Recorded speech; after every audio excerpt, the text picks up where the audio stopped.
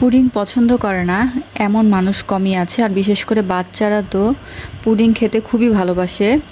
তো যাদের বাসায় বাচ্চা আছে তারা নিশ্চয়ই মাঝে মাঝে এটা তৈরি করেন, আর বানাতে তো মোটামুটি সবাই পারেন আমি জানি।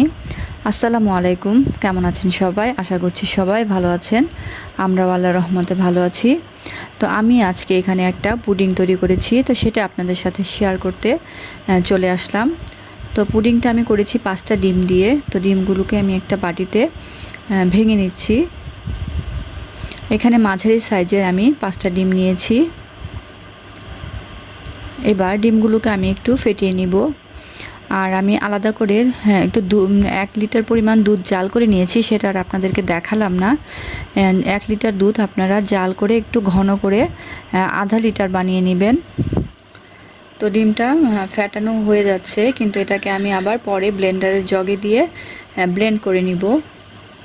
তো এবার আমি পরিমাণ মতো চিনি দিয়ে দিচ্ছি। আর যেহেতু এটা মিষ্টি খাবার, মিষ্টির পরিমাণটা একটু ঠিক থাকলে ভালো লাগবে খেতে। তো এবার আমি চিনিটাকে একটু গুলিয়ে নিচ্ছি। আসলে এটা হাতে এভাবে করতে অনেকটা সময় লেগে যায়, যার কারণে আপনারা চেষ্টা করবেন ব্লেন্ডার করে নিতে, তাহলে এটার মিক্সটা খুব সুন্দর হয়। তো এবার আমি সেই জগে মিশ্রণটা ঢেলে নিব।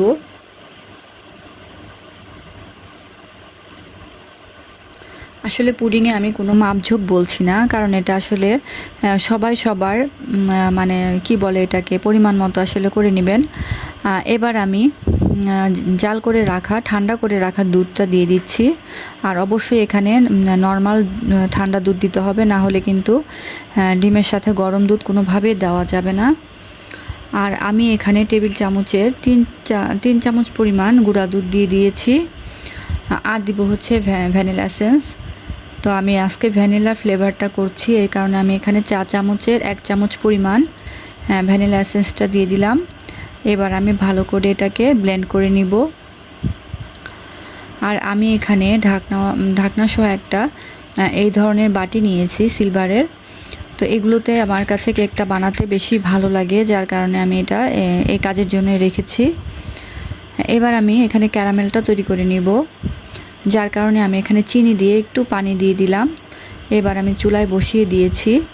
তো এটাকে আস্তে আস্তে আমি ক্যারামেলটা তৈরি করে নিব। তো দেখেন এটা প্রায় ব্রাউন কালার হয়ে যাচ্ছে।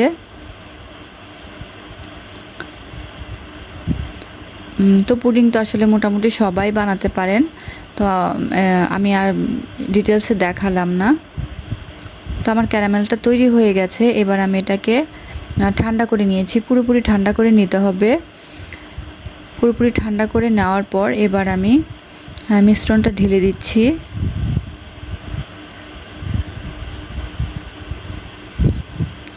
আর আজকে আমি এটা গ্যাসের চুলায় না দিয়ে রাইস কুকারে বসিয়ে দিব। আপনারা চাইলে গ্যাসের চুলাতে একই প্রসেসে দিতে পারবেন।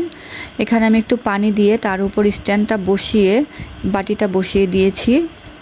আর ঢাকনা দিয়ে ঢেকে আমি প্রায় 45 মিনিটের মতো রেখে দিব রাইস কুকারে। আর আপনারা চুলায় দিলেও ডিম আঁচে করে দিবেন। দেখেন আমার পুডিংটা কিন্তু হয়ে গেছে। তো এবার আমি এটাকে ঢেলে নিচ্ছি। আর পুডিংটা হয়েছে কিনা এটা জানার জন্য সবচাইতে সহজ বুদ্ধি হচ্ছে একটা কাঠি দিয়ে আপনি পুডিংয়ের ভিতর উঠিয়ে নিতে পারেন। তখন দেখবেন কাঠিটা ফ্রেশ হয়ে আসলে বুঝতে হবে যে না পুডিংটা হয়ে গেছে। তো দেখেন আমার পুডিংটা মাশাল্লাহ সুন্দর হয়েছে, এবং খেতেও কিন্তু অনেক মজাই হয়েছিল। তো পুডিংটা আসলে মাঝে মাঝে বানানো হয়, তো আজকে আপনাদের সাথে একটু শেয়ার করলাম। কেমন লাগলো জানাবেন। তো ভালো থাকবেন সবাই, আল্লাহ হাফেজ।